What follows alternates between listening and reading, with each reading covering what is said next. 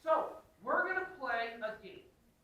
And the game is called the laser beam game. So now, totally optional. And like I said, if I ask you to do something and you find yourself resisting, my question is, are you that way in your classroom? And how does it work? And are you waiting for your kids to pay attention and follow directions? Or do you actually take control? Okay, so now, by the way, most of the physical activity and stuff should be done by people sitting in the front row because we make it on the ground. So if you want to move to the front row, you can. If you don't want to, you don't have to.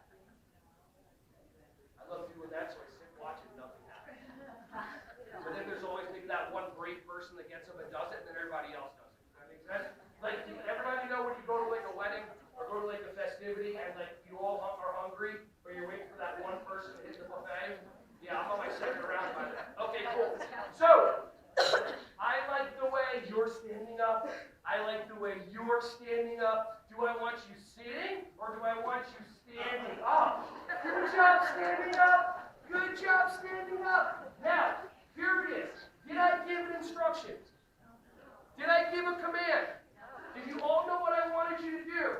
So is it possible that we can teach our kids without barking orders at them?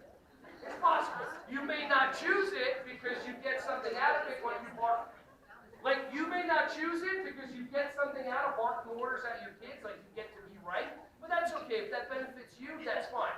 When we do things to benefit the kids, that's when our day is happy. So, this is a laser beam game.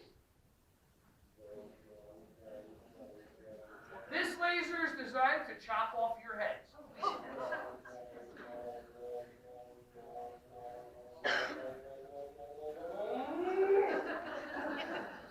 Alright, that was good. We had some people like this.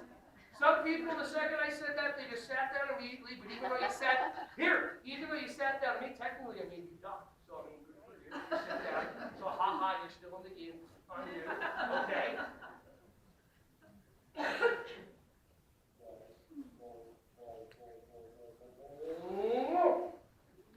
That was nice. She did like a hands in the pocket matrix. She's like,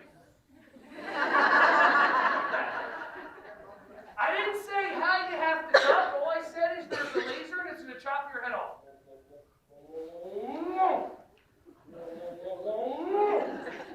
Nice. Now I always carry 2 lasers with me.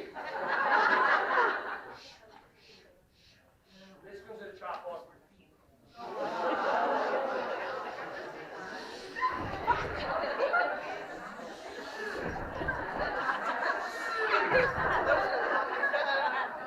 Now, real quick, look around the room and notice those teeth. Notice that expression when you do that, smiling. Do you do that all the time or most of the time in your classroom? And if you don't, why not? Okay, it's not that I want someone to say, well, I'm an educator, not an entertainer. I'm like, got it. How's that working for you? Okay, good.